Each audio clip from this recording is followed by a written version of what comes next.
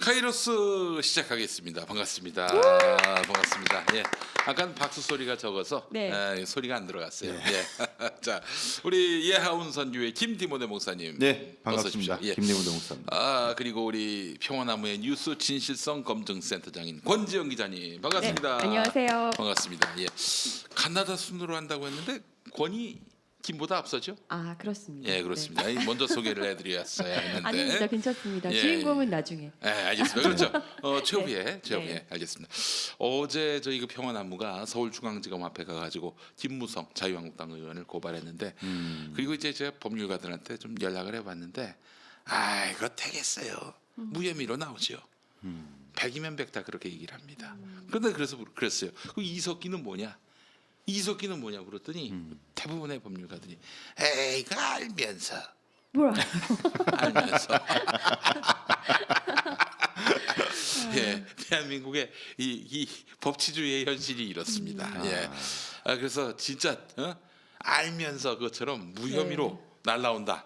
김용민 그때 가만 안 있습니다. 우리 1036명의 고발 동참인들 이분들 다 모아놓고 이제 집회를 한번 하려고 합니다. 더 모이실 수도 있습니다. 네? 더 모이실 그렇죠, 수도 있지 그렇죠. 않을까요? 또 우리 의식 있는 또 평화나무 후원자분들. 그렇습니다. 네. 그래서 저희가 또 저희도 한번 그래서 김무성이 했던 그대로 뭐 청와대는 아니고 자한당 앞에서 자유한국당 앞에서 다이나마이트로 폭파해버리자. 뭐 그렇게 얘기해놓고 그냥 해본 소리였다고. 그냥 해본 소리였다고. 예. 그렇게 하면은 문제가 없을 거 아니겠습니까? 좋아요. 법치주의 아주 간단합니다. 네. 쉽지요잉? 예, 이겁니다. 예. 그런 일은 없을 거라고 생각을 하고 저는 최소한 소환은 해주길 바랍니다. 네. 소환은 해주길 바래요. 근데 소환도 안 하고 무혐의로 날라온다. 근데 정말 이거는 법치주의 죽었다. 선언할 겁니다. 예. 그런 게 어디 있어요? 그런 게. 응? 그렇잖아요. 그렇죠. 이게 만약에 자유한국당 중진이 아니라 더불어민주당 중진이 그런 얘기를 해봐요. 아우, 예. 그냥 바로 그 자리에서 바로 이 땅을 파가지고 매장을 시킬 겁니다. 예. 예. 자, 그래서 하여간 제가 가만히 있지 않고 그때 행동을 하도록 하겠습니다. 평화나무가 참 열일을 하고 계신 것 같습니다. 그렇습니다. 진정한 평화라는 게 뭡니까? 평화는 공평한 걸 평화를 공평한 상태를 평화라고 말하는 거예요. 그런데 이석기한테 적용하는 법 다르고 김무성한테 적용하는 법 다르고 그런 게 어디 있습니까? 그렇잖아요. 예. 내가 김무성이면 좋겠지만 내가 이석기면은 이게 남의 일입니까? 그렇죠. 응? 그 시대, 그 불의했던 시대, 법이 사람에 따라 달리 적용되는 그 시대에 꿀을 빨던 H 모 씨가 만약에 대통령이 된다면은 내 일이 될 수가 있어. 이석기 일이 그렇지 않아요? 그렇죠. 예. 네. 그렇기 때문에 저희는 아직도 감옥에 계시잖아요. 그렇습니다. 9년형 받았어요. 예. 그 제가 어제도 그 성명서를 읽었습니다만은 당시 대법관 중에 세 명이 그중엔 보수 정당에서 밀어준 그런 대법관도 있었어요. 그분 말씀이 이석기의 발언은 추상적이다. 이걸 뭐 내란 선동이라고 볼 수 없다. 그렇게 얘기를 했어요. 논란이 있는 거야 한마디로. 논란이 있는 발언을 갖고 내란 선동이라고 규정하고 9년 집어넣었어요. 우리가 흔히 알고 있는 무슨 해화전화국 폭파하자. 네. 이거 이석기가 한 말이 아니야. 무슨 뭐 총기를 어떻게 확보하지? 뭐 그리고 폭탄 제조 어떻게 하지? 이거 이석기가 한 말이 아니야. 근데 지금 언론 보도를 보면 이석기가 한 줄로 예. 그렇죠. 거의 기정사실화하지 않습니까? 그렇기 때문에 저희는 굉장히 위기다. 네. 이석기가 잘못했지, 뭐 잘못했는데 뭐 법이 좀 때에 따라서는 달리 적용될 수도 있지. 이럴 문제가 아닌 거예요. 이거는 이게 김무성은 진짜 확실히 정부 전복의 의도가 있는 거고 이석기는 그런 의도가 불명확해. 없다고는 말할 수 없겠지만 불명확해. 그렇다면 법은 누구한테도 엄중 처벌을 해야 돼요. 그렇죠. 그리고 어제도 이사장님께서 말씀하셨지만 예. 사실 뭐 김무성 의원이 어쩌다 한번 실수하고 뭐 그게 내뱉은 말이 아니라 그 동안의 어떤 그 정광훈 그 한기총 대표가 사실 공동 대표자로 있는 예. 어떤 그런 집회에서 한 발언이었다는데 저는 더 방점이 찍히는 것 같아요. 우리 저 네. 예장 빤스 소속의 우리 네. 전광훈 목사님, 네. 그분이 이제 사실은 뭐 문재인 탄핵 네. 한기총 이름으로 그거 했었잖아요. 예. 늘상 그걸 직업적 문재인 타도론자 이 사람 아닙니까? 이 사람이 집회를 연 가운데서 김무성이가 나가지고 김무성이가 그 교회 교인이라면서 그러니까요. 네. 그러면서 문재인 청와대 폭파하자 이 소리를 했으면은 맥락이 다 있는 거 아닙니까? 자 그렇기 때문에 저는 뭐 하여간 이거 어떻게 검찰이 쌩깔 가능성이 대단히 높습니다만은 쌩까는 순간 1,036명 아니 고발에 참여한 분만 1,036명이고요. 그 이상의 국민들의 조직적인 분노를 피할 길이 없을 것입니다. 국민청원 숫자를 보십시오. 그게 민심입니다. 그렇습니다. 자, 그럼 여기서 사진을 찍어가지고 네. 알겠습니다. 제 부위를 네, 우리 빤스 목사님은 지금 여기 아주 올인을 하신 것 같습니다. 그렇습니다. 네, 그래. 이분이 그 내년에 총선에 나올 마음이 있는 거예요? 뭐 저는 있다고 보이는데 본인은 아직 아니라고 하십니다만. 네. 빤스 목사의 그 어떤 행보를 보니까 네. 이제 내가 나서야겠다 이런 마음이 있는 것 같고 그래서 잘 보면요 그 자유한국당하고 결이 달라요. 그러니까 지금까지 선거를 보면은 자유한국당이 경쟁당이 아니라 협력당 이런 식으로 서로 이제 관계를 만들어 관계의 포지셔닝을 이렇게 딱 형성했다가 나중에 손해를 다 봤어. 그러니까 말로는 기독당을 찍겠다 이래 놓고는 선거 때는 자유한국당을 찍는 이런 일이 굉장히 많았단 보수 분열이 말이죠. 되면 안 되니까. 그래서 이제 안 되겠다. 이번에는 3%를 넘으면 그 의석 하나 얻으니까 3%를 넘기 위해서는 확실하게 이제는 자유한국당하고는 좀 결이 다른 노선을 가서 기독당 이름으로 국회의원 의석을 하나 만들어 보자. 이 마음을 먹는 것 같습니다. 이거 조선일보가 굉장히 싫어합니다. 조선일보는 친박, 대한애국당, 바른미래당 다 들어오라는 거야. 자유한국당 단일 대우를 만들어야 이길 수 있다. 이게 조선일보 논조입니다. 어려울걸. 그렇잖아요. 보수 교육감 선거에서 보수들이 그 뭐 단일화한 적 있었어요? 네. 한 번도 없었습니다. 욕망은 타협이 안 돼요. 그렇기 때문에 참 안타깝고 이 사실 보수당 같은 경우에는 확실한 보스가 있을 때는 규합이 됩니다. 네. 근데 지금 맞아요. 보스가 없잖아요. 그렇죠. 서로의 이해관계가 맞는 지점에서는 어느 정도 뭐 그렇게 뭉치는 모습을 보일 수 있지만 뭐 그렇죠. 결국은 네. 민주당은 노무현 대통령 이후로는 보스 정치를 하지 않아요. 보스 정치를 하잖아. 그렇기 때문에 굉장히 한동안 혼란이 있었죠. 그래서 한 10년 넘게 집권도 못하고 10년 넘게는 아니고 그냥 9년 동안 집권도 못하고 표류를 했었습니다. 표류를 했었어요. 근데 이제는 여기도 이제 보스 없이도 집권할 수 있는 그런 당의 어떤 이 시스템을 만들어 놨어요. 근데 자유한국당은 지금까지 탄생이래 쭉 보스 정치를 했었잖아요. 보스 없이는 당이 잘 돌아가지 못하는. 그렇기 때문에 저는 뭐 내년 총선도 조선일보 기대와는 달리 갈라진 가운데서 선거가 치러질 것이 확실하다. 이런 얘기를 드리고 싶고 이로써 또 3% 기독당 네. 득표율 넘기는 쉽지 않을 것이다. 이런 생각도 들고요. 그러니까 저희 그 평화나무는 말이죠. 전광훈 목사가 한기총을 혹은 교회를 발판으로 해서 정치적 그 어떤 권력을 취득하려 하는 그런 모든 음모에 대해서 그야말로 발목을 잡겠습니다. 차단하겠습니다. 정광훈 목사님 곧 찾아뵐 예정입니다. 그래요? 네. 웬만하면 만나주는 게 좋은데 우리 권 기자님은 안 만나줬다가는 후환이 아주 막심합니다. 그래요. 만나주시길 바라겠습니다. 제가 너무 서설이 길었습니다. 자, 목사님 무슨 얘기부터 해볼까요? 어떻게 오늘 아니, 권 먼저 기자님부터 할까요? 네. 예, 목사님 먼저 하십시오. 네, 오늘 좋은 얘기 가지고 오셨으니까 좋은 조금, 얘기. 네. 좋은 얘기입니까? 네. 하도 그 칙칙한 얘기만, 안 좋은 얘기만 하다가 네. 이제 오랜만에 네. 좋은 얘기. 전태일 기념관이 네네네. 드디어 개관을 했습니다. 그렇습니다. 네. 그래서 4월 30일 날 제가 한번 그 목사님들하고 네. 방문을 했었어요. 네네. 그 전태일 기념관의 그 관장님이시고 네. 지금 현재 전태일 재단의 이사장님이신 이수호 관장님.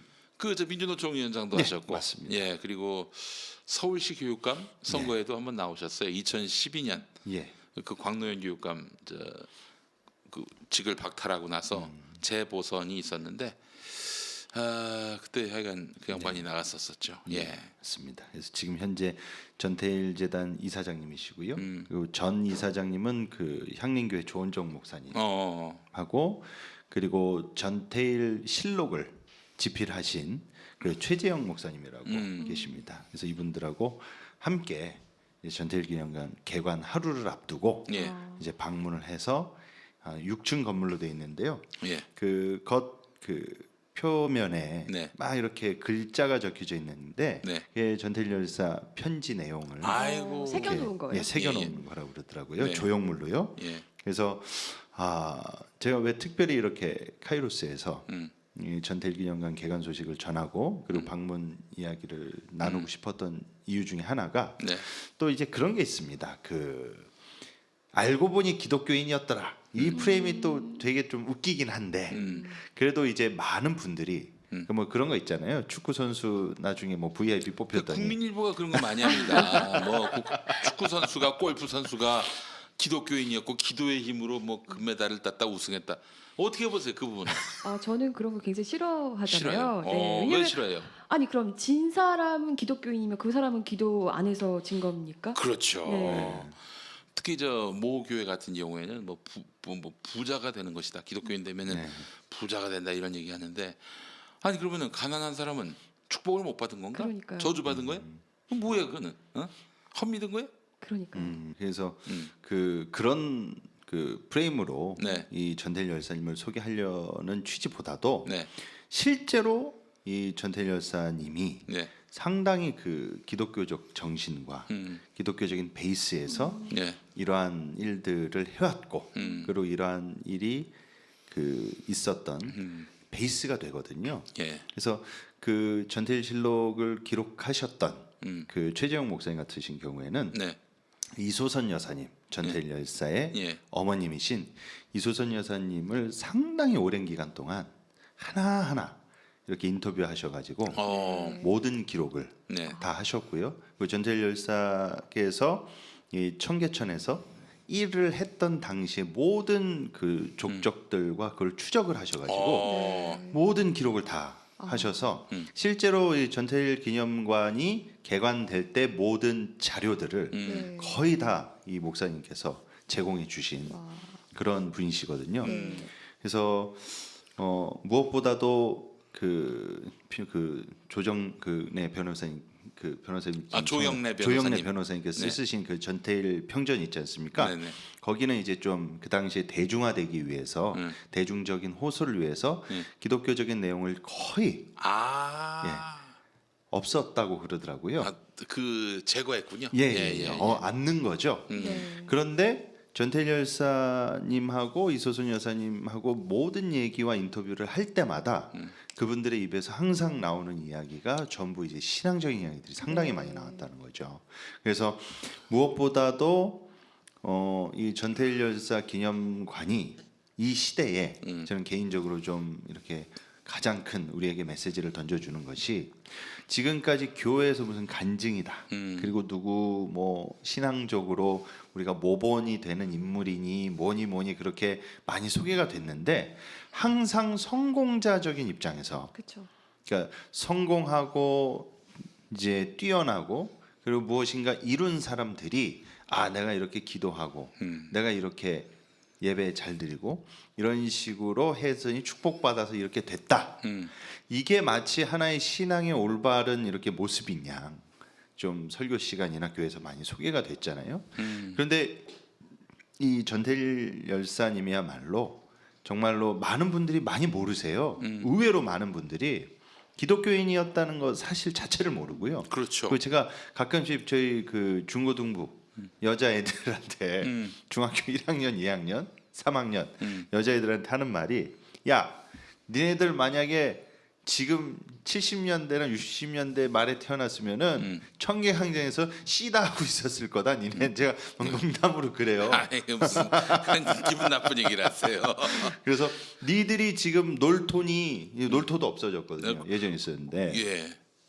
주일날 예. 이렇게 일요일날 쉴 수 있는 게 누구 때문인지 아냐. 이 결정적 역할을 한 사람이 바로 전태일 열사라는 분이시다라고 제가 이야기를 해주면 놀라운 사실은 뭐냐면 예전에 그 권지영 기자님께서도 어느 그 경제 관련된 분들 인터뷰하셨을 때 그 얘기를 여기서 누군 지칭은 안 하지만 이 아이들이요 몰라요. 음. 전태일 여사 존재 자체를 모르고 아니 네. 상당히 이제 학식이 있는 분들 중에서도 잘 모르시는 분들이 있어서 경제 제가 굉장히 학자 중에서, 놀랐던 예. 기억이 있습니다. 네. 예. 아이 서태지도 모르는데 뭐. 예. 그래서 제가 같이 동행했던 함께 그 둘러봤을 때 거의 가이드처럼 이 목사님들께서 소개해 주시고 그 기관장님께서도 여러 에피소드를 이야기해 주셨는데요. 그 전태일 열사에 있어서 가장 큰 영향력 그리고 가장 큰 우리 시대의 메시지를 던져주는 게 뭐냐? 그리스도인으로서 우리가 흔히 교회에서 자살을 하는 거를 부정적으로 생각하기 때문에 어쨌든 자살했기 때문에 그거에 대해서 바람직하고 소개되거나 권장할 만하지 않다라는 네. 프레임이 있어요. 네. 근데 이제 이 전태일 열사의 삶을 보면 그야말로 이제 약자들 그리고 그 당시에 그 공장에서 고통받고 소외되고 그런 사람들을 위해서 본인이 할 수 있는 포지션에서 최선을 다해서 그들을 품고 개선하려고 노력을 했고 그리고 그게 결국 관철되고 이루어지지 않자 상당히 많은 시간을 그 고민했다고 그러시더라고요. 그 거사를 하기 전에 옛날에 자기 짝사랑, 그 동창들 그리고 자주 갔던 식당들 그런 데를 전부 둘러봤다고 그러더라고요. 예. 그리고 보고 싶은 사람들 다 만났고 그리고 나서 이렇게 그 일을 치렀고 그런 다음에 이제 가장 그분의 이런 그 보여준 그 거사를 치른 거에 있어서 보여준 가장 성경적인 가르침이 있다면 예수님께서 하신 말씀은 누구든지 자기 친구를 위해 자기 목숨을 버리는 것이 가장 큰 신앙의 미덕이 아니겠느냐. 그는 나의 친구다. 예, 이렇게 또 예. 예수님이 그렇죠. 말씀하셨어요. 예. 요한복음에 나와 네. 있는 내용입니다. 그래서 그 말씀을 예. 그대로 이룬 것이지 이거를 어떻게 단순 그 사회적 불만을 품고 자살한 걸로 치부할 수 있겠느냐. 근데 그런 형태로 기존 보수교회에서는 지금도 그 좌익 프레임, 좌파 프레임으로 이렇게 몰고 그리고 자살한 사람 이런 식으로 해서 왜곡시켰다는 거죠. 예. 그 안타까운 것은 그 이소선 여사님이었던 거예요. 그 장례식 때 전태일 열사가 다녔던 교회 어떤 여자 목사님이 오셔가지고 예예. 빨갱이 죽었다고 그렇게 또 멘트를 날리셨다고요. 아 그래요? 예. 그러니까 상당히 그 전태일 열사를 둘러싼 그 한국 교회 보수 교회의 관점이 어땠는지 우리가 엿볼 수 있죠. 그리고 또 하나는 전태일 열사가 그 분신했을 때 거기서 제일 가까운 교회가 그 영락교회였다고 영락교회. 하더라고요. 네. 그래서 가서 재차 장례를 그렇게 한경직 목사한테 부탁을 했는데 그렇게 예. 부탁하신 분이 오재식 선생님이라고 맞습니다. 네. 예. 참여연대도 만드셨고 어떤 시민 운동에 아주 뭐 거의 뭐 예. 간판급이신 분인데 청년대였거든요. 그래서 예. 한경직 목사한테 가가지고 이렇게 만나서 얘기를 나누려고 했는데 계속 피하더래요. 네. 근데 이제 밤늦게 이제 만났어. 밤늦게 만났는데 싸늘한 표정을 지으면서 잠옷 차림으로 예. 나왔다고 그러시죠. 자살한 사람은 그렇죠. 자살한 사람은 우리가 장례 예배를 치러줄 수 없다. 그러면서 싸늘하게 돌아갔다는 거예요.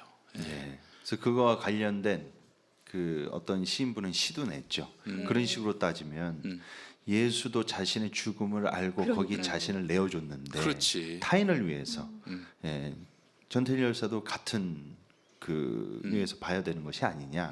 그래서 그 제가 실제로 거기를 둘러봤는데요. 그 1층 뭐 2층 총 6층으로 돼 있는데 제가 가장 그 눈에 띄었던 곳이 3층이었습니다. 3층에 가면 실제로 전태일 열사가 근무했던 그 당시에 오. 예, 거기 재봉 공장을 을 그대로 재현해 놨는데 네. 와 이렇게 사람이 똑바로 쓸 수가 없어요. 그리고 환풍기도 없고요. 그래서 저는 지금도 잊혀지지 않는 장면 중에 하나가 예전에 그 아름다운 청년 전태일이라는 그 영화가 있었거든요. 그 예. 홍경인인가요? 그 네, 그렇습니다. 배우께서? 홍경인 씨가 예. 예, 주연했죠. 예, 거기 무슨 장면이 나오냐면 어떤 그 재봉틀 일하는 여공 중에 하나가 피를 토해요. 네. 아 경자가 폐병인 거 몰랐어? 자, 일들 해, 일들. 아, 들어가. 쉴 데가 없어요. 그러면서 전태일 열사한테 울면서 나 더 일하고 싶은데 이거를 토한 거를 씻을 곳이 없다. 그러면서 이제 하소연하는 그걸 전태일 열사가 직접 보면서 많은 이렇게 의지를 다지게 되는 그런 그 장면이 있었거든요. 환풍구가 없었어 그때는 환풍구. 예. 그러니까 이른바 오늘 우리가 굉장히 민감해하는 미세먼지가 뭐 그냥 눈에 보였던 거지 미세먼지인데도 그런 열악한 환경 속에서 이 젊고 건강한 여공들이 검은 피를 토하면서 그렇게 하나둘씩 죽어갔었어요. 결국 그 여공은 죽었어. 예, 죽었어요. 에, 이 전태일 기념관에 있어서 그 최재형 목사님께서 해주신 네. 그 이야기들 중에 하나가 이 최재형 목사님께서는 또 전태일 실록도 집필하셨지만 북을 직접 이렇게 북한을 왕래하시는 그 재미 통일운동가 분이시기도 하세요. 그래서 그분께서 왜 이게 우리 한국 교회에서 이걸 알아야 되고 이거를 좀 우리가 다시 이야기해야 되는 가장 또 중요한 지점 중에 하나가 뭐냐면 그 당시에 청계의 그 평화시장을 그 서북 기독교인 아 예, 북한에 있었던 서북 청년. 예. 네. 그쪽에 있는 기독교인들이 내려와 가지고 예. 그 평화시장을 조성했다는 거예요. 아 그래요. 예, 거기 그러니까 자본 그 세력들이었죠. 허허. 근데 그 사람들이 정말로 사악한 짓을 한 게 뭐냐면 자 이제 북에서 이렇게 도망 왔는데 네. 근데 북에서 이렇게 내려왔을 때 네. 그 사람들의 대다수 그러니까 100%는 아니지만 그 사람 무리들 중에 적지 않은 수들이 예. 북에서 공산당한테 핍박받아서 내려온 사람들도 있긴 하지만 네. 그 중에 적지 않은 수가 북에서 범죄를 저지르다가 비리나 횡령이나 그런 이제 돈놀이 하다가 걸려서 이제 당하게 생겼으니까 벌 받게 생겼으니까 그러니까 이제 시점을 잘 보면은 이게 그 해방되고 그 이른바 그 해방 공간이라고 하잖아요. 예, 맞습니다. 남북 분단되기 전에 이 공간 동안에 친일파들은 이북에서 확실하게 제거가 됐습니다. 네. 심판을 받았고요. 그러니까 네. 그 친일파로서 일제강점기 때 덕봤던 인간들, 뒤가 구린 인간들, 착취하고 몹쓸 갑질을 했던 사람들, 이런 사람들이 여기 이북에 있다가는 큰일 큰일 나거든. 나죠. 그래서 남쪽으로 내려온 경우도 있었어요. 그래서 실제로 그 지금 현재에도 이 남쪽으로 내려온 그러니까 내려온 사람들의 범죄 혐의 명단이 있답니다. 북에. 네. 네. 그래서 이 사람들이 내려와서 평화시장을 만들었는데 이게 이제 가장 중요한 게 뭐냐면 자 평화시장을 만들었잖아요. 그래놓고 공장 만들어놓고 재봉틀 이렇게 사람들한테 돌리게 해요.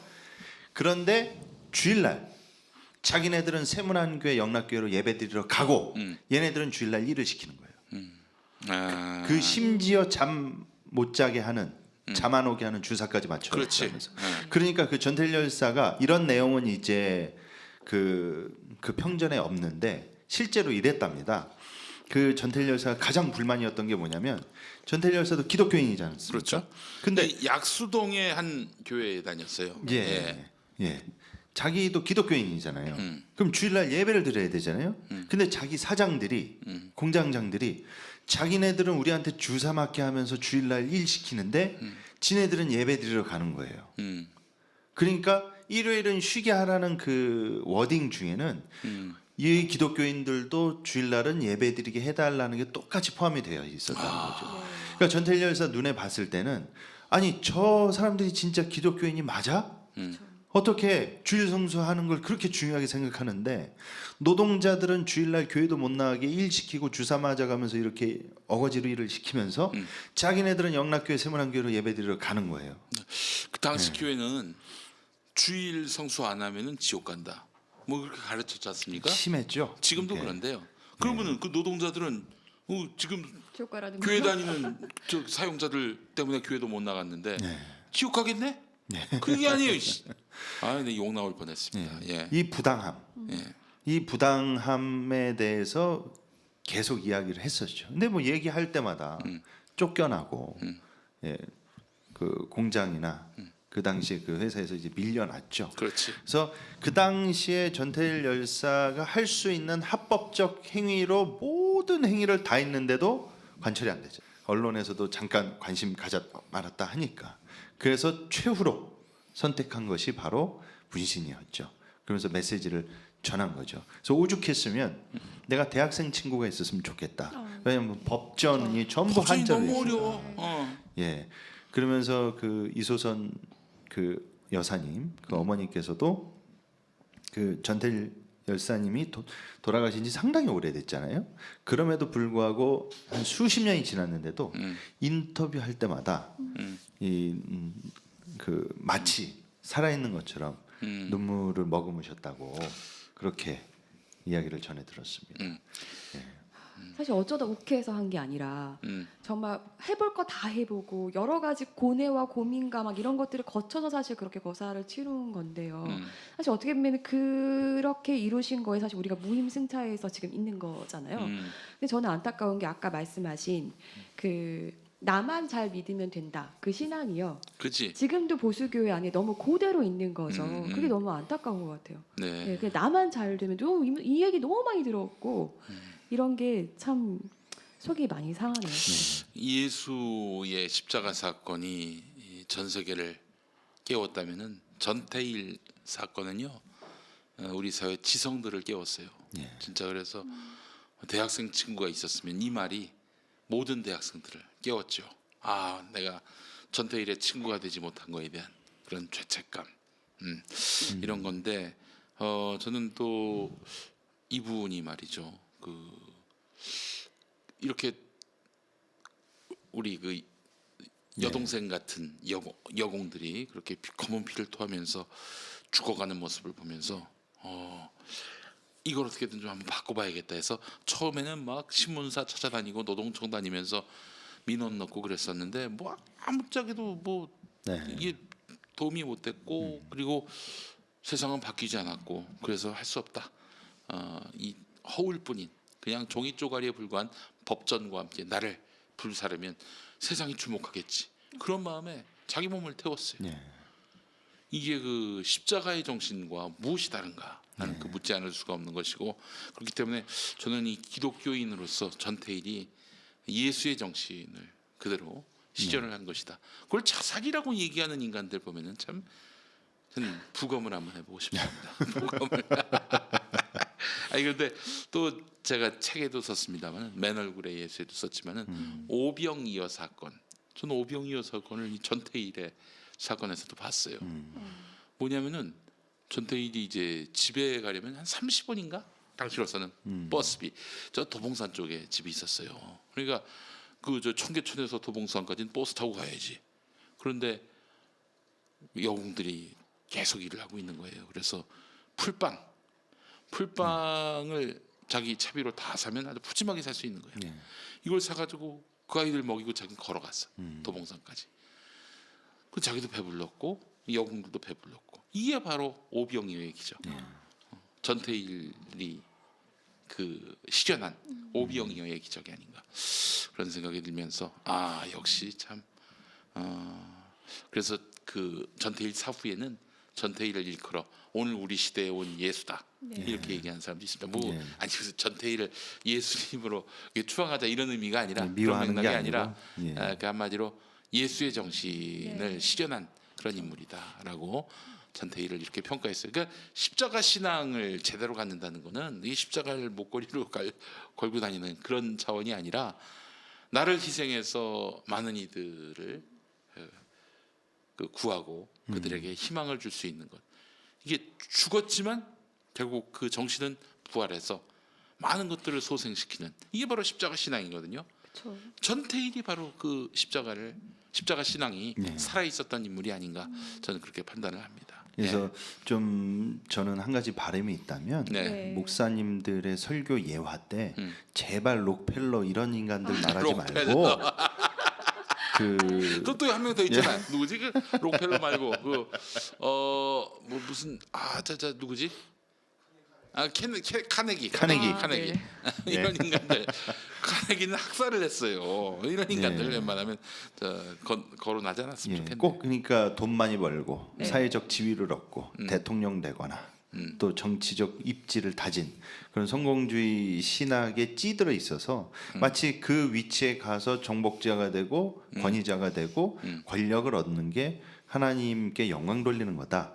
이런 프레임에 갇혀서 그런 사람들을 설교 예화 때나 언급하지 말고 좀 이런 전태일 같으신 삶 자체를 타인을 위해서 자신의 삶을 이렇게 분신하기까지 그 과정까지로 그렇게 한 분들이 좀 많이 소개가 되고 이야기가 되고 회자가 됐으면 하는 바람이고요. 예. 그리고 이번에 그 갔다 왔는데 기념관이 너무 잘 만들어 놨습니다. 네. 너무 잘 만들었어요. 만들었습니다. 그리고 무엇보다도 어쨌든 이 온 가족이 갈 수 있게 네. 좀 이렇게 나들이 가듯이 그것도 청계광장이나 위치도 위치도 좋고. 좋아요. 네. 그래서 거기 또 제가 세심하게 배려한 지점이 뭐였냐면 어쨌든 좀 분신한 것이 미성년 아이들이나 초등학생들한테는 좀 이게 자극적일 수가 있잖아요.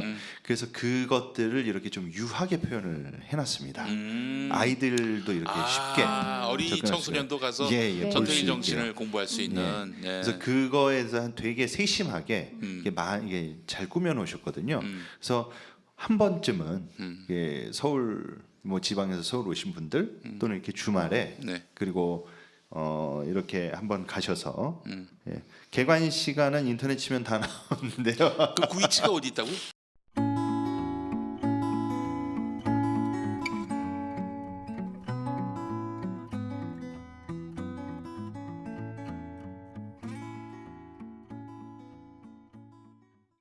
종로 2가쯤 되죠. 네. 종로 2가. 기념관 방문을 하고 와서 가장 중요한 입장료와 위치를 제가 망각하고 있어요.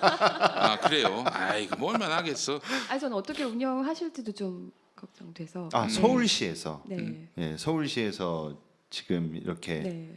한 거고요. 음. 예. 그 재단에 서울시에서 지원을 해가지고 네. 이렇게 6층 건물로 네. 했습니다. 옥상도 가봤는데, 네. 예. 옥상도 루프탑처럼 아주 너무 잘 꾸며져 있더라고요.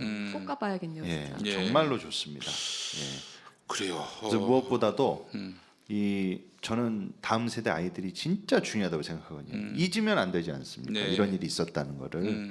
그리고 또 한 가지만 제가 덧붙여서 말씀드리자면 이 전태일 열사가 이렇게 한 것만 하신 게 아니라 공장을 이런 식으로 회사를 이런 식으로 운영하면 좋겠다 싶은 하나의 복지 회사 시스템에 대해서 이렇게 청사진을 그려가지고 제안을 한 게 있어요. 네. 근데 그게 지금 실제로 그렇게 운영하는 그 복지 회사들이 많답니다. 네. 너무 아주 모범적이고 하나의 스탠다드한 복지 회사의 그 모델이 된다고 그러더라고요. 그거에 대한 이렇게 설명과 전시도 이렇게 해놨습니다. 그래서 온 가족이 한번 이렇게 가시거나 아니면 그 연인들도 이렇게 손잡고 한번 가셔서 이렇게 둘러보시면 참 의미 있는 관람이 되실 것 같습니다. 예, 알겠습니다. 자, 여러분 전태일 기념관, 아름다운 청년 전태일 기념관 많이 들러주시고, 그 강당도 있습니까? 예? 강당도 있나요? 큰 강당은 그렇게 큰 강당은 없는 것 같은데요. 네. 옥상에 이렇게 좀 이렇게 공연이나 예, 이런 예. 거 할 수 있는 좀 이렇게 큰 장소가 있습니다. 저희가 언제 한번 가서 거기서 공개 방송을 하든지 네. 녹화를 좋습니다. 너무 거기서 하든지 한번 예. 하도록 하겠습니다. 예. 자, 전태일 아름다운 청년 전태일 기념관 여러분 많이 들러주시고요. 전태일 열사가 기독교인이었고 십자가 정신을 삶에서 실현한 그런 인물임을 우리는 기억해야 한다. 이렇게 말씀을 드리겠습니다. 그러니까 전태일을 자살한 사람으로 판단하는 기독교인과 그렇지 않다. 그러니까 진짜 요한복음 말씀대로 친구를 위하여 자기 목숨을 버리는, 그래서 예수님으로부터 너는 진정한 나의 친구다. 이렇게 또 평가를 받는 그런 기독교인이다. 어떻게 전태일을 해석하느냐에 따라서 홍해바다 갈라지듯이 네. 갈라진다. 이렇게 보시면 되겠습니다. 자, 우리 카이로스 네. 이제 권지현 센터장께서 예. 준비한 이야기 한번 해보겠습니다. 네, 제가 거제도까지 다녀왔습니다. 거제도, 경남 거제. 네, 예. 거제에 다녀왔고요. 음. 원래 사실 제가 취재하면서 별로 울지 않아요. 왜냐면 별별 사연을 다 접하기 때문에 눈물이 좀 메말랐습니다, 제가. 그런데 이상하게 거제 지역 가서 그 문제가 되고 있다는 그 해당 지역 교회에서 예배를 드리는데 그때부터 이상하게 눈물이 막 쏟아지는 거예요. 그게 무슨 일이 있었기에 그런 근데 이제 이 SBS에서 지난해 연말이죠. 그러니까 12월 22일에 작년 12월 22일에 방송이 됐던 사례입니다. 네네. 네, 그쪽에서 이제 학교 폭력 사례가 있었고요. 네. 그 이제 가해자로 지목된 아이들은 4명이었고 피해 학생은 1명인데 그 중에 1명하고는 학교도 같은 학교고 4명 그 5명이 다 같은 교회를 다니는 친구들인 거예요. 네. 그런데 이 아이들이 1년 반 동안 1년 반이 넘는 시간 동안에 피해 학생이 계속해서 그 아이들 중에 그 왜 기절시키는 기절놀이라고 사회적으로 큰 물의를 일으켰던 실제로 기절시키는 거예요? 네. 그래서 정신 그건 놀이가 아니지. 그러니까요. 그래서 그렇게 해서 퇴학을 당한 사례들도 사실 있거든요. 아이들이. 네, 그런데 그런 기절놀이부터 시작해서 뭐 여러 가지 뭐 물고문 그리고 패드립이라고 하더라고요. 그 어머니를 가지고 뭐 성희롱하는 내용들을 자기 SNS 같은 데 올려서 자기들끼리 이렇게 낄낄대고 막 이런 내용들을 서로 이 새끼들은 공유하는데 저 콩밥을 먹어야 되는 거 아닙니까? 그런데 사실은 제가 이번 취재가 사실은 굉장히 이제 제가 굉장히 좀 조심스럽고 이제 영상도 보여드릴 텐데 그렇게 할 때 굉장히 어려움이 있었던 거는 제가 이 사건을 쭉 이렇게 따라가 보면서 최종적으로 사실은 느끼는 감정이 뭐냐면요. 이렇게 SBS 방송이 나간 후에 계속해서 이제 교회를 중심으로 해서 2차 가해가 있었다고 그러거든요. 그러니까 그 SBS도 조작됐었던 거다. 그리고 이제 뭐 피해자 어머니와 아이가 원래부터 정신병력이 있었다. 그렇지. 등등 아니면 돈을 요구하고 처음에는 뭐 7천만 원, 그다음에 3,500만 원, 그다음에 두당 200만 원이라도 달라고 했다. 뭐 이런 식의 어떤 그런 어머니가 아이 가지고 장사한다. 뭐 이런 소문들이 계속 돌았다는 거예요. 그런데 저는 이렇게까지 얘기가 나오는 것들이 정말 이 지역 사회도 그렇고 교회도 그렇고 정말 피해자 중심으로 해서 피해자를 다시 살리는 데 초점을 두지 않고 사건을 무마시키는 데만 초점을 두다 보니까 이게 여기까지 흘러오지 않았나라는 생각이 들었어요. 그래서 1차적으로는 저희가 또 이 방송을 하는 게 서로 간의 어떤 갈등을 더 이렇게 더 야기시키는 게 아닐까라는 고민이 있었기 때문에 한 번 더 사실 고민을 했고요. 제가 피해 학생을 보고 왔잖아요. 예. 사실 지금 상태가 많이 안 좋습니다. 그리고 그 학생의 괴로워하는 어떤 음성이라든지 소리 같은 것도 제가 다 가지고 있는데 이런 것들을 사실 알려드리는 게 이 학생이 지금 어느 정도로 괴로운 상태라는 거를 알려드리기 위해서는 또 보여드려야 될 것 같지만 네네. 또 인권 침해가 될 수도 있고 또 이 학생이 나중에라도 봤을 때 또 마음이 더 어려울 수도 있잖아요. 네. 그렇기 때문에 상당히 이제 조심스러웠고 이걸 보시면서도 함께 기도하는 마음으로 봐주셨으면 좋겠다. 이 네. 말씀을 좀 서두가 길었지만 네. 드리겠습니다. 그래서 좀 자세한 설명 이전에 준비한 영상부터 좀 보고 말을 이어가도록 하겠습니다. 예. 지난 4월 28일 고현교회 앞 바른교회 세우기 행동연대 정상규 대표가 목소리를 높입니다. 교회가 왜 가해자를 피해자로 만들고 피해자를 가해자로 만듭니까? 왜 6천만 원 요구했다고 왜 3,500만 원 요구했다고 거짓말이 버티는입니까?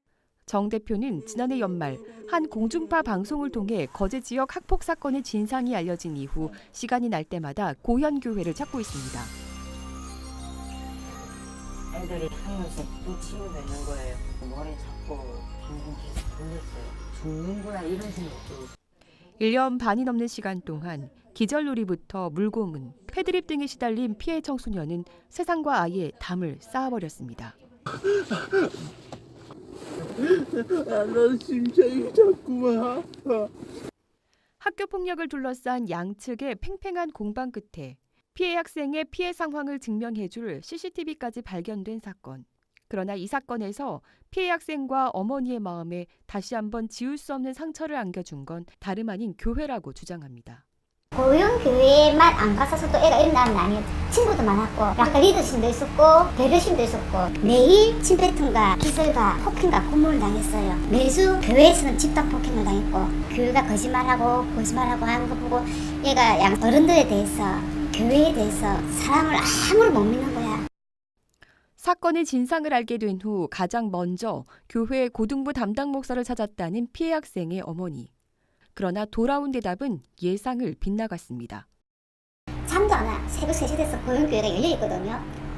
고용교회 가가지고 앉아서 아버지 아무도 없는 데서 막 울어서 다 보고 계시냐고. 걔는 얼마나 괴롭겠냐고. 다 보고 계셨냐고. 그래서 내가 막 오열하면서 막 울는 거야. 막 이러다 문자가 막 자동적으로 새벽 예배까지 드리고 한 날만 새고 지금 장사를 왔는데 목사님한테 전화를 하자.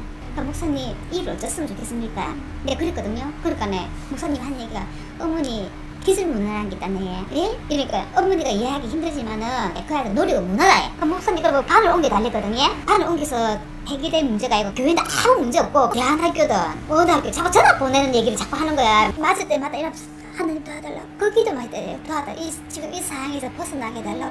100번도 500번도 넘게 했다며. 기도를 해도 기술 당하고 하느님이 세상에 없어. 만약에 있다 하면 하느님은 지를 버린 거라대. 그 얘기를 했거든요. 더 애절하게 해야죠. 더 간절하게 해야죠. 이러더라고. 피해 학생 어머니는 교회 측이 이후로도 가해 학생을 용서해 줄 것을 종용했다고 주장합니다. 피해 학생 어머니는 교회 목사를 찾아가 문제 제기를 해보았습니다. 그러나 이후 지역사회에서 떠도는 괴상한 소문들과 사람들의 시선은 피해 학생과 피해 학생 어머니를 줄곧 괴롭혔습니다. 그날 하도 금방 기가 막힌 이야기를 들어서 그런데 저쪽에서 전에 무슨 공황장애나 정신과 치료받은 적이 전혀 없습니다. 이번 일로 처음으로 정신가 처음입니다. 그런데 그래 그런 말로 이것들이 흘리고 다니는 말이야 저쪽에서. 그렇게 계속 하고 있습니다. 그래. 어머니 CCTV는 딴 아들이 했던 그런 걸 했던 걸 갖다가 그거 다 진짜 바보입니까? 그 얼굴 다 하긴 다 했는데. 들어온 이야기가 이제 그런 저쪽에서 그런 소리 한다는 거라. 그래서 내가 하도 기가 막혀서 물어본다. 취재진이 교회 측을 찾아가 보기도 하고 전화 통화도 시도해 보았으나 교회 담임 목사나 고등부 담당 목사로부터 인터뷰는 번번이 거절당했습니다. 뭐 여기 이 교회 안에서 있었던 학폭 사건 관련해서 뭐 교회 내에서 좀 가해되는 사실을 만나뵙기 힘들어요. 좀. 아니요, 저희들이 확인해 드릴 수가 없습니다. 네? 그 건에 대해서는 네. 저희들이 뭐 특별하게 하나만 여쭙겠습니다. 이거는 좀 해명을 그래도 해주셔야 될 것 같은데. 아니요, 그냥 뭐 저희는 질문 안 받고요. 여보세요? 학교 폭력을 주도했다는 S군의 어머니는 교회와 지역사회에서 도는 소문들은 모두 모르는 일이라고 딱 잘라 말합니다. 그 엄마한테 화를 불게 하려고 그 애들 보고 맞으려 했습니다. 그게 사과가 아니고 뭐겠습니까? 도대체 진정한 사과를 더 이상 어떻게 해야 될지. 평신행동연대에 계신 분 계속 1인 시위도 하시잖아요. 교회 내에서는 뭐 그분도 사주를 받고 뭐 하는 거라든지 뭐 이런 얘기도 돈다고 하던데 그 얘기는 왜 도는 건가요? 그거를 저희는 모릅니다. 별의별 소문이 났거든요. 근데 저희는 그거에 대해서 지역사회에서 유일하게 피해 학생과 피해 학생 어머니를 도와온 백명훈 목사. 그는 이 사건을 어떻게 보고 있을까? 우리가 집 밖으로 나와야 되고 마치 이제 걔들을 용서하는 게 신앙적인 것처럼 얘기하는데 회개해야 될 때 회개하지 않으면 더 큰 징벌이 따라오는데 약자의 아픔을 보듬지 못하는 교회. 높이 솟은 교회의 모습이 전혀 감동으로 다가오지 않는 이유일 겁니다. 이 사실 SBS에 방영될 당시부터요. 사실 한번 엎어질 뻔했다고 합니다. 엎어질 뻔했다는 게 뭐예요? 그러니까 양측의 주장이 너무 달랐던 거예요. 그래서 방송이 이제 무산될 뻔했는데 극적으로 피해 청소년이 학교 폭력을 당하는 모습이 CCTV에 찍힌 게 발견이 된 거예요. 그렇군요. 그래서 이제 방송이 될 수 있었고요. 방송사로서는 사실 네. 양측의 의견이 팽팽하게 갈리는데 네. 한쪽 편에 섰을 때 합당한 우리가 이 사람 말을 믿을 수밖에 없었다라는 근거가 없으면 이 나중에 뭐 소송도 그렇고요. 방송 감독 기관으로부터의 어떤 징계도 면하려면 카드가 있어야 되거든요. 그렇죠. 그 카드가 확보가 된 거여서 확보가 방송이 된 거군요. 그렇죠. 예. 그런데 이후에 돌았던 유언비어들은 아까도 좀 설명해드렸지만 뭐 그 여러 가지 뭐 아이를 가지고 장사한다라든지 원래 정신병력이 있었다라든지 뭐 여러 가지 막 계속 유언비어들이 그러면 돌았잖아요. 시발 그 정신병력 있으면 그렇게 때리고 그렇게 왕따시키고 어머니를 흉보고 그래도 됩니까? 그러니까요. 그런데 증거가 있는데. 지역 주민들이나 다른 분들의 얘기를 저도 계속 더 확인을 해보면 그 피해 청소년은 전혀 그런 학생이 아니었었고 오히려 어머니도 되게 많이 생각을 했던 청소년이었던 것 같고요. 그러니까 사실 패드립 당하는 자기 엄마가 그렇게 당하는 그런 아이들끼리 낄낄거리고 이런 모습 보면서 아이가 더 많이 괴로웠던 것 같고 그리고 어떻게 보면 장난이었을지 모르지만 그 아이는 목숨을 잃을 뻔한 거예요. 그런데 교회 목사라는 분들이 계속 찾아와서 계속 화해를 종용을 한 거죠. 화해해라. 그리고 인천 여중생 토막살인 사건 얘기까지 해가면서 이제 너 그렇게 네가 해봐야 화해를 안 하면은 그 피해를 당할 수도 있다. 뭐 이런 아니, 얘기? 그래봤자 별로 네. 가해자들이 처벌받지 처벌받지 않는다. 이거 이런 죄송합니다. 이게 논리로 계속 동안 그리고 오해를 이제 했네. 사실은 그때 당시에 피해 청소년이 했던 말들 어머니가 이제 확인을 하는 것들이 있어요.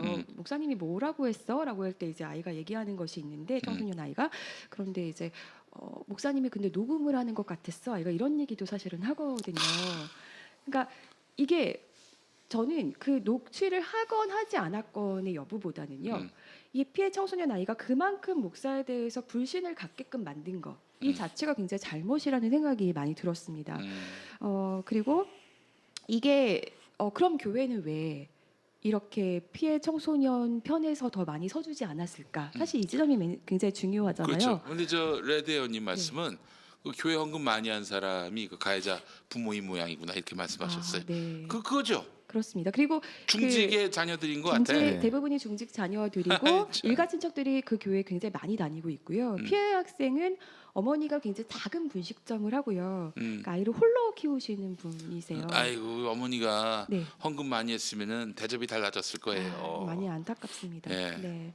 근데 이제 이런 아까 그 말씀드렸던 유언 비어들이 사실은 다 이제 교회에서 나온 얘기다 이렇게 이제 생각을 하고 있고 그 당시에 그 지역 신문에서도 취재를 나온 기자가 한 명 있었는데요. 이제 교회 내부에 있는 측근으로부터 자기도 이제 그런 얘기들을 계속 들었고 그 바른교회 세우기 행동연대 그 대표 정상규 집사님 같은 경우도 돈 받고 집회하는 거다 이런 소리까지 들었다.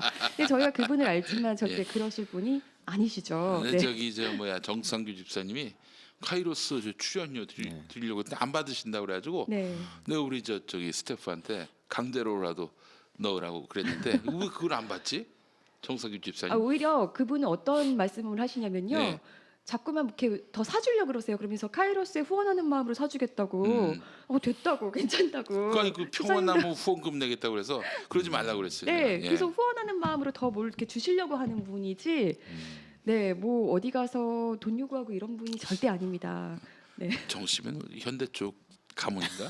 정상규 집사님이 뭐그 어머니 몹시 벌이가 마땅치 않은 것 같은데 누가 누구를 도와?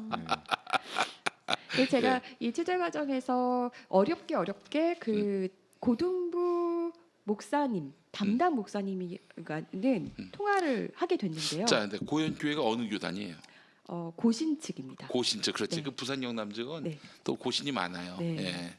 그런데 그 담당 목사님과 통화를 하게 됐는데 어떤 얘기를 하셨냐면은 끝까지 인터뷰는 거부하셨어요. 근데 그 이유가 뭐냐면 언론들이 다 프레임을 짜놓고 취재를 하고 자기들의 얘기는 들어주지 않는다는 거예요. 그 얘기 한번 해보라고 그러지. 뭐 설득력 있으면 그러니까요. 수긍이 되는 거 아닙니까? 그런데 제가 너무너무 좀 속상한 게 뭐냐면 물론 언론이 잘못하는 것도 많이 있습니다. 그러나 대부분이 상식선에서 그래도 정말 제대로 옳은 소리를 내기 위해서 그래도 얘기하려는 언론들이 훨씬 많고 그렇지. 그렇게 이러려는 언론인들이 훨씬 많다는 거. 음. 그리고 이렇게 피해가 명백한 사건에 대해서는 그럼 이거는 어떻게 중립을 지킬 수가 있겠어요. 그렇죠. 네. 예를 들면은 뭐 그러니까 그 권력형 비리 이런 것들에 대해서 언론이 권력 눈치를 봐가지고 보도할 걸 제대로 못한다. 그러면 언론 비판할 수 있습니다. 근데 지금 언론이 약자 편에 섰다면은 지금 가해자를 또 두둔하는 쪽 이 사람들은 설득력 있는 납득할 수 있는 해명을 내놔야 돼요. 네, 그렇죠. 예. 네. 그래서 가해 학생들 그 부모의 입장은 지금 뭐냐면요. CCTV가 발견은 됐지만 그 영상에 사실은 피해 학생이 당하는 모습뿐만이 아니라 실상 그 피해 학생도 다른 학생을 괴롭히는 상황이 찍혔는데 그거는 지금 CCTV에 없어서 모르는 거다 우리가. 실제로 그래요? 증거가 없죠. 그러니까 좀- 제가 그럼 증거가 있으시냐 여쭤봤더니 네. 증거가 있다고 말씀하셨습니다. 예, 그럼 예. 제공을 해달라. 예. 변호사와 상의를 해야 된다고 말씀하셨어요. 변호사와 상의를 네. 있었으면 즉각 제시했겠지. 네. 예. 그리고 그 학폭 사건이 밝혀진 후 처음에 가해자 부모도 몇몇 동석한 자리에서 피해 학생들과 함께 그 부모들이 뉘우친다는 내용을 담은 그 문서를 작성했었고요. 그리고 피해자 어머니한테 아이들 뺨을 때리도록 했다고 해요. 실제로 어머니가 뺨을 좀 때리시긴 했거든요. 그런데 가해자 학생들한테 네. 가해 학생들을 뺨을 때리긴 했는데 사실 이거는 사실이긴 한데 이 일로 인해서 오히려 그 피해자 어머니는 되려 소송을 당해서 1심에서 100만 원 벌금을 받으셨어요. 근데 그러니까 피해자 어머니 보고 가해자 아이들 때리라고 네, 그렇게 그래서- 가해자 어머니들이 얘기했는데 네, 그래서 그래서 본인 실제로 앞에서 그렇게 때린 했는데 거죠. 네. 그걸 갖고 고소를 했다. 네, 그거 가지고 이제 고소를 했고요.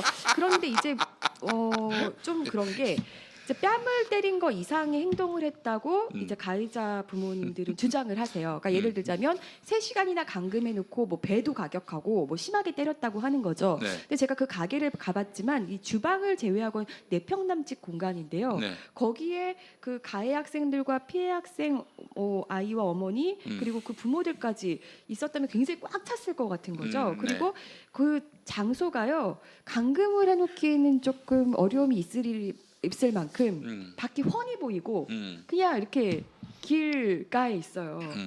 그냥 문 열고 나가면 돼요. 네네. 이게 감금이 성립이 될까라는 이렇게 보기엔 굉장히 어려움이 좀 있어 보였습니다. 그리고 이제 도움을 주시는 교회 목사님, 그 기장 소속 목사님이신데요. 아까 그 인터뷰 나오셨던 네, 분 더드림 교회 백명은 목사 지역에서는 기장이에요, 기장. 네, 지역에서는 유일하게 네. 이제 그 피해자 아이 그 학생의 편에 서서 예. 일을 해주셨던 분인데 선배 목사로부터 계속 그 지역에서 조 목사 자제시켜라 이제 이런 말도 들으셨던 것 같습니다. 네. 근데 이제 제가 사실은 이런 사건들을 봤을 때 사실 저는 그 학교 폭력 사건에 있어서 꼭 징계와 처벌만이 답이라고 생각하는 사람은 아니에요. 네, 개인적으로 그렇습니다. 그런데 이 사건에 있어서의 어떤 중요한 점은 전혀 제대로 된 반성이 없었고 아까도 말씀드렸지만 그 가해자 부모님이나 그 주변의 지역 사람들이나 아니면 교회가 그냥 그 교회 입장에서는 특히 지역에서 가장 큰 교회인데요. 얼마나 빨리 무마시키고 싶었겠어요. 사안을. 이런 일들이 막 불거지면 교회의 명예가 실추된다고 또 생각하지 않으셨겠어요? 그러니까 그거를 그 피해자의 어떤 회복에 초점을 둔 게 아니라 이 사건을 빨리 무마시키고 마무리 지으려는 데만 초점을 두다 보니 이렇게까지 왔다는 생각이 들고요.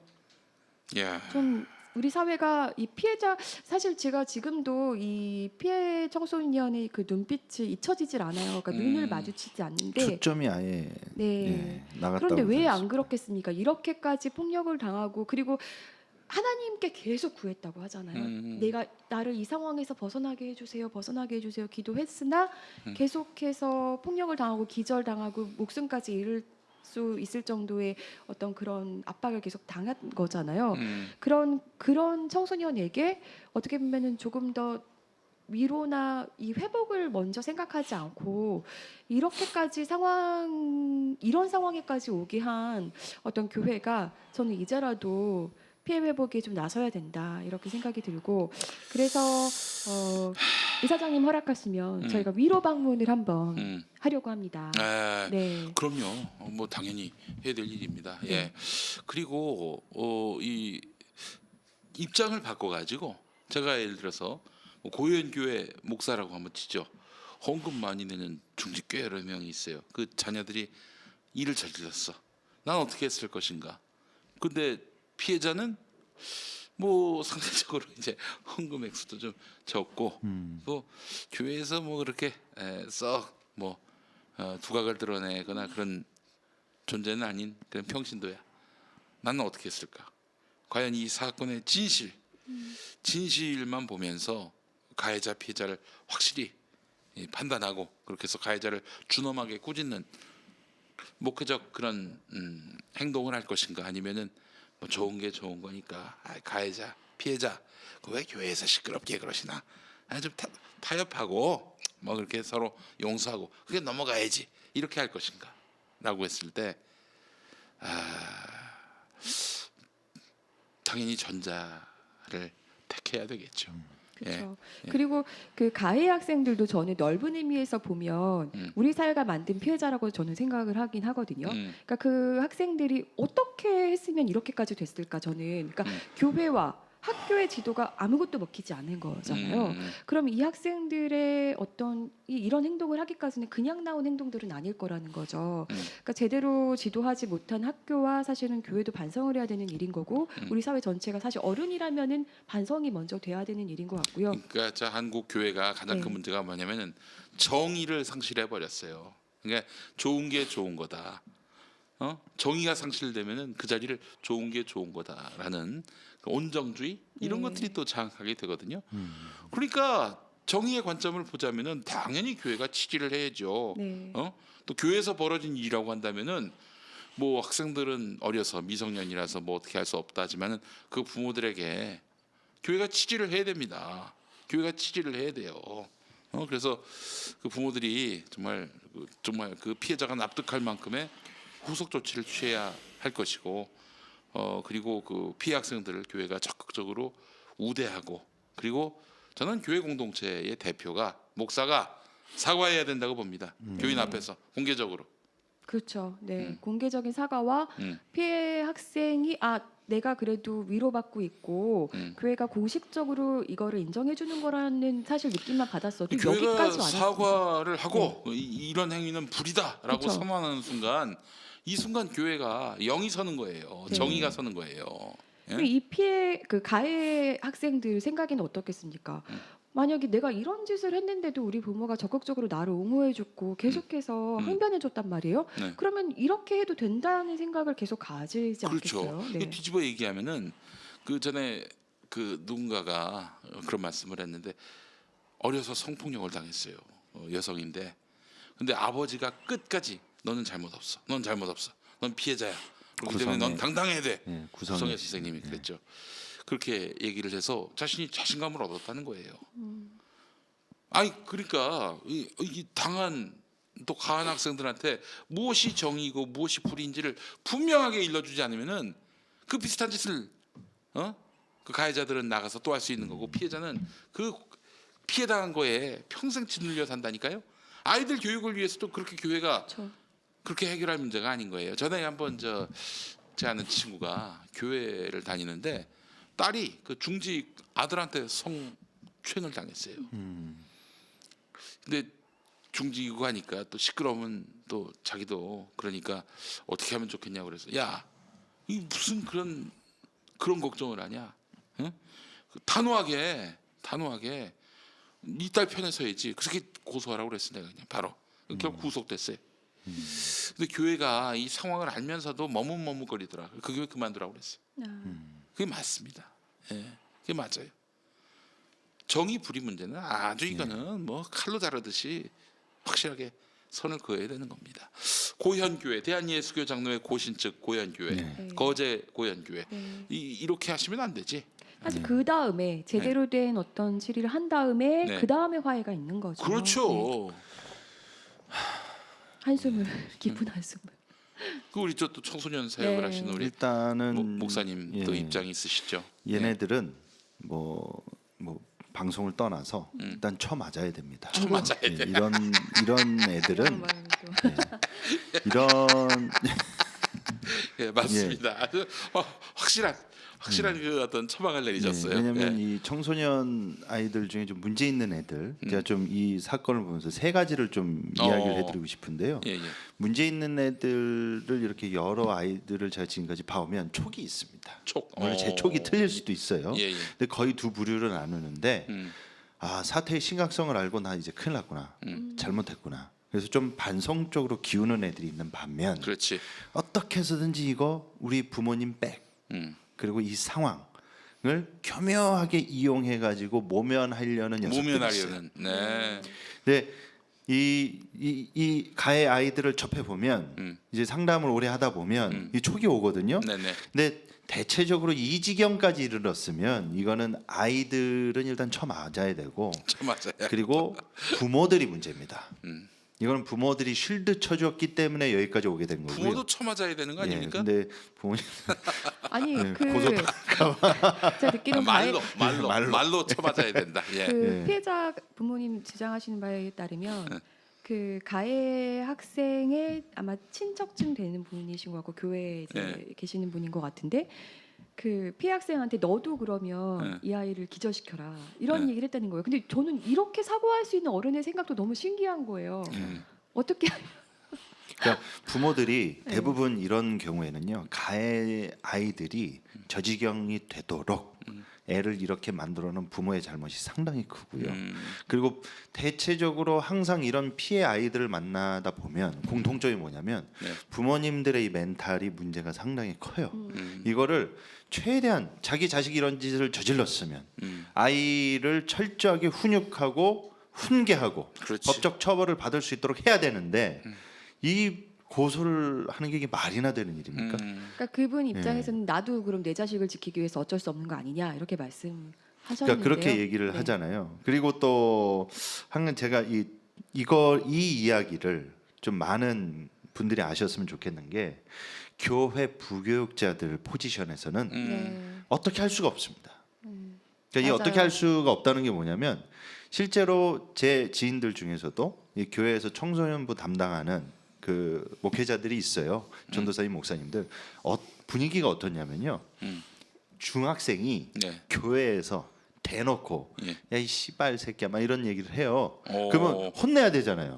교육자가 혼내죠. 이건 좀 한 예입니다. 아 씨발 나 다음 주에 교회 안 나와. 이러면 인원이 줄어요. 인원이 줄면 숫자가 줄면 나중에 주일학교가 성장하지 못하고 계속 적체, 마이너스 성장하고 있다. 그래서 책임을 또 뒤집어 씌우고 3, 4분기로 인원수와 애들은 근데 헌금은 보진 않습니다. 청장년들은 헌금을 체크하는데, 그러니까 부교육자로 어떻게 보면 고용이 된 거잖아요. 이것도 상당히 참 착잡한 현실인데 고용을 했잖아요. 고등부 담당, 중등부 담당 고용을 했잖아요. 그러면 3, 4분기별로 해서 이제 실적 체크를 합니다. 근데 인원이 줄어요.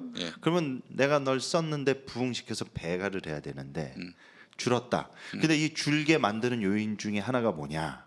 정말로 제대로 된 목회자라면 그리고 정말로 제대로 된 교회라면 담임 목사가 단순히 인원수 늘었다 줄었다 보는 게 아니라 아이들을 어떻게 신앙 지도를 하는지를 봐야 되잖아요. 그렇게 욕하면 맞아야죠, 걔도. 전도사님한테 저희 뭐 좀 표현이 그렇지만 아니 그지 같은 놈이 있어요. 막 예배 때 떠드는 건 둘째치고 막 전도사님 목사님한테 시발시발 하고 그럼 빠따로 쳐야죠. 근데 그러질 못해요. 왜? 걔가 다음 주에 안 나와버려 하면서 지 패거리들을 끌고 안 나와버리면 출석이 줄기 때문에 그걸 또 교묘하게 중고등부 아이들 중에 내 이제 자기가 장로 아들 뭐 권사님 딸 아는 거죠. 알아요. 교회에서 힘이 있어. 입지를. 그러니까 내가 이 무리들고 이렇게 하니까 그리고 또 중고등부 담당들은 오래 안 가거든요. 또 몇 년 하다가 바뀌고. 그러니까 어떻게 해서든지 실적을 내고 인정받으려고 하는 이런 분위기가 있습니다. 교회들마다. 그러니까 이것 때문에 제대로 지도를 못하고 어떻게 해서든지 그게 가해자든 뭐든 무조건 교회 입장에서 쉴드 쳐줄 수밖에 없는 그런 포지션에 있다는 거. 그리고 또 하나는 마지막으로 말씀드리고 싶은 지점은 가해자들 부모도 그렇고 교회도 그렇고 가해 당사자들이 진심으로 누리쳐서 사죄하지도 않았는데 그리고 피해를 입은 우리 이거는 영화 밀양에서도 유명하잖아요. 그렇죠. 진심으로 사과하지도 않았는데 니네 무조건 화해시키려고 하는 이게 상당히 교회에서 잘못된 겁니다. 그러니까 교회 아이들 교육에도 그렇고요. 그리고 교회에서도 그렇고요. 특히 뭐 교회에서는 뭐 용서, 평화. 예수님이 마귀짓한 마귀를 사랑하라고 하신 적은 없습니다. 그리고 회개하지 않고 이제 계속 악한 짓을 일삼고 반성하지 않는 그런 사람들 향해서 그런 사람들이 예수님 그러시잖아요. 70번씩 70번이라도 용서하라고. 그 취지를 너무 잘못 이해한 게 용서를 진심을 구했을 때 용서를 받아줄 수 있는 그 스탠스를 갖고 있어라는 거지. 지금 사악한 짓을 저렇게 하고 반성하지 않고 회개하지도 않았는데 일방적으로 용서하라는 게 아니거든요. 그렇죠. 근데 예. 이 피해 아이하거나 가족들한테 가해자에서 그러니까 양비론적으로 애들이 특히 피해 아이들이요 미쳐버리고 정신적으로 데미지를 입는 지점이 뭐냐면요. 이게 교육에서도 중요하고 청소년 사역에서도 중요하고 교회에서도 중요합니다. 이런 경우가 있잖아요. A랑 B가 있어요. 근데 A는 진짜 가만히 있었어요. 아무 짓도 안 하고. 근데 B가 와서 깐족깐족대고 시비를 겁니다. 그다 싸움이 났어요. A, B랑. 그러면 이거 누가 잘못한 거죠? A는 잘못 안 하고 B가 잘못한 거잖아요. 근데 어른들이 어떤 실수를 하냐면 자초지종은 확인을 안 해요. 그냥 니네 싸웠으니까 화해해라. 내용 시시비를 안 가려요. 그러니까 A가 형이고 B가 동생이면 넌 형이 어떻게 그러냐? B는 너 동생이 어떻게 형한테 그러냐? 그래서 시시비비를 일체 안 가리고 그냥 도매급으로 싸잡아서 네. 이렇게 화해를 유도하는 거예요. 그러면 이 A 입장에서는 아무 잘못도 안 하고 가만히 있었는데 네. 자기도 잘못했다는 프레임이 씌워져 가지고 사과를 해야 되지 않습니까? 네. 미쳐버리는 거예요. 그러니까 특히 이런 청소년 폭력에 있어서는 이 철저하게 네. 피해자 아이들 편에 서가지고 부모도 그렇고 가해자도 그렇고 총체적으로 네. 이렇게 처리를 해야 되는 것을 우리가 좀 인지를 해야 될 필요성이 있지 않을까? 저는 진짜 네, 제가 싶습니다. 가해자 그 부모라면 어떨까? 가해 부모의 입장에서도 진짜 깊이 좀 생각을 해봤어요. 제가 애가 없어서 좀 상상력의 한계는 있었습니다만 어려우실 겁니다 아마. 그래도 내 자식인데 내가 내 자식 뭐 콩밥 먹이게 하거나 이렇게 하라고 하기에는 어려움이 있을 텐데. 또 행여나 학교 폭력 가해자라는 네. 딱 꼬리표가 붙어서 이 아이 인생이 그야말로 조져지는 거 아닌가. 그렇죠. 그런 이런 두려움이 염려도 있을 거예요. 그렇죠. 예. 그렇지만 인생을 좀 더 길게 아이의 인생을 길게 놓고 봤을 때는요. 지금 제대로 잡아주시지 않으면 훨씬 더 사실은 나중에 큰 일이 벌어질 수 있는 것이고. 아유, 그럼요. 네. 그리고 지금 그 피해 아동은 이제 학교도 가지 못하고 피해 청소년은요. 네. 그냥 거의 은닉 생활을 하고 있거든요. 그렇지. 네. 그런데 어찌됐든 가해 학생들은 지금 제대로 학교 잘 다니고. 그 정말 입장을 바꿔 생각하면 내 자식이 진짜 만약에 그렇게 죽을 고비까지 넘겨가면서 그렇게 폭력을 당했다고 생각하면요, 입장을 조금 바꿔서 생각하시면 그래도 이 문제는 지금이라도 좀 해결을 실마리가 좀 그나마도 풀릴 수 있지 않을까. 네, 네. 그렇습니다. 아니 우리 사회가 젊고 또 어린 나이대 벌인 일에 대해서는 관대해요. 네. 관대하니까요. 다시는 그렇게 살지 말라고 그쵸. 그렇게 분명하게 부모님이 훈계라는 것이 필요합니다. 그렇지 않으면은 이 아이가 나아가서 괴물이 될 수가 있어요. 방치하면은 괴물 되는 거 바랍니까? 지금 우리 아이 학교 폭력 가해자다 이런 너울을 쓰지 않게 하려고 아이를 괴물로 방치할 거예요? 아닐 거 아닙니까? 그렇죠. 그렇다면은 성경 말씀 에베소서 말씀대로 주의 훈계와 주의 교훈과 훈계로 양육할 수 있어야 된다는 거예요. 예, 알겠습니다. 정말 이 고현교회 상황 저희가 예의주시하고요. 그래 평화나무가 성명 한번 내야 되겠네. 네. 교회 망신 다 시키는 거 아닙니까? 그렇죠. 예? 무슨 이런 식으로 치기를 한 경우가 다 있냐? 네. 명명백백하게 진상 규명하고 그래서 피해자 철저히 보호하고 가해자에 대해서 준엄하게 목회적 훈계를 하는 이런 과정을 거치라고 해야 될 것입니다. 한동안은 그 지역에서 오히려 그 피해 어머니가 좀 이상한 사람으로 몰려서 그 가게 앞에 침을 뱉고 지나가시는 분들도 있었다고 하거든요. 야, 이 새끼들 악마지 악마야. 야, 개새끼들 이발놈들. 그러니까 악마야 얼마나 악마. 그게 상처가 되셨겠어요. 아이고. 참. 이게 청소년 폭력은 뭐 아니지만은 여성 폭력 같은 경우 피해자를 또 무슨 마녀로 네. 그게 꽃뱀으로. 이렇게 몰아세우는 경우도 있고요. 예. 정말 열불이 막 치솟습니다. 예. 자, 우리 고현교회 이 상황은 평화나무가 끝까지 지켜보면서 이 옳고 그름에 대한 분명한 분별함도 없이 그 다른 건 굉장히 분별하기 좋아하잖아요. 담배 피우느냐 안 피우느냐, 술 마시느냐 안 마시느냐 이런 건 열심히 분별하면서 어떻게 이런 불의와 정의를 구분하는 데는 게을러 거기 그 교회 경남학교 차별금지법 관련해서는 굉장히 명백한 그 논조를 가지고 계신 것 같던데요. 동성애 문제도 네. 그렇고. 예. 그런데 지금 학교 폭력으로 피해받은 사람에 대해서 왜 그렇게 나오냐고. 왜 애매모호한 태도를 취해. 그게 더 중요한 거 아니에요? 열불이 솟구치네요 진짜. 예, 그래요. 그 교회는 지금 못 나가시겠네. 네, 그 우리. 교회는 다니지 않고요. 어머님은 사실은 이제 이번 이제 형사건으로 이제 마무리가 되면 그 다음에는 이제 이사를 가실 생각을 하고 계시고요. 지금은 그 도와주고 계시는 그 더드림 교회 나가고 계세요. 네. 네, 그나마도 이제 어머니가 신앙을 버리고 싶었지만 음. 그 도와주는 목사님이 고마워서 그 교회에 가신다는 거죠. 네, 그래요. 그 목사님도 저기 그 지역사회 교회로부터 따당하시는 거 아닌가 모르겠어요. 뭐 그러나 그렇게는 말씀하시더라고요. 나는 잃을 게 없다 이렇게는 잃을 게 없어. 이 말씀하시지만 자세여야 돼. 그 얼마나 사실은 또 외로운 싸움입니까?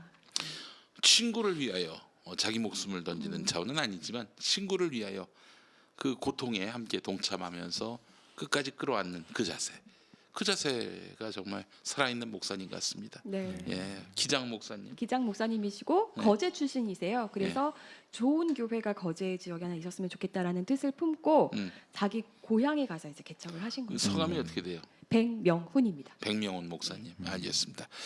여러분 많이 또 기억해 주시기 바라겠고요. 고연교회 문제를 계속 한번 우리가 들여다봐야겠네요. 예, 알겠습니다. 자, 카이로스 이렇게 해서 마무리할까요? 네. 예, 전태일 기념관도 여러분 많이 가주시고 고연교회 문제도 네. 많이 또 관심 가져주시기 바라겠습니다. 근데 그것이 알고 싶다에는 교회 얘기도 나왔어요. 교회 얘기는 또 살짝 나왔죠. 왜냐면 교회의 아이들끼리 벌어졌던 얘기였기 때문에 네. 언급은 같이. 야, 그 방송까지 나왔는데도 그러니까 학교에서도 있었고 교회에서 또 만난 거 아닙니까, 그쵸. 애들이. 학교에서는 어쨌든 학폭위가 열려서 분명하게 이제 가해 학생들을 다른 학교로 갈 수 있게끔 이렇게 처리를 했어요. 그러면 그 피해 학생한테 교회는 그야말로 악마의 소굴이네. 그런데 이제 지옥 피해 같았죠. 학생에게는 오히려 어머니에게 오히려 피해 학생이 전학 가는 얘기를 계속 한다라든지 오히려 더 간절하게 기도해야 된다 뭐 이런 식으로 말씀을 하셨다고 하니 참 오죽했으면 그 피해 아이가 예. 그렇게 이제 그만 좀 맞게 해달라, 그만 아이고. 좀 짓밟히게 해달라 그렇게 기도를 했는데도 계속 그렇게 당했잖아요. 그래서 지금 그런 표현을 했다면서요. 그 하나님을 죽여버리고 싶다. 내 기도를 아이고, 응답해주지 세상에. 않았기 때문에 예. 그런 상태에 놓였기 때문에 지금 좀 제가 봤을 때는 단순히 지금 그 좀 이렇게 심리 치료가 상당히 좀 필요한 그런 상황인 것 같습니다. 그 자. 표현이 격양돼서 그런 게 아니라 너무 지금 심적으로 상당히 안 좋은 상태라고 그러더라고요. 네, 피해 네. 학생이요. 하여간 그렇습니다. 그 학생에게, 그 피해 학생에게 우리가 하나님의 응답이 돼야 할 것 같습니다. 네. 예, 그래요. 카이로스 마무리하겠습니다. 다음 주에 또 뵙도록 하겠습니다. 고맙습니다. 네, 감사합니다. 고맙습니다. 감사합니다.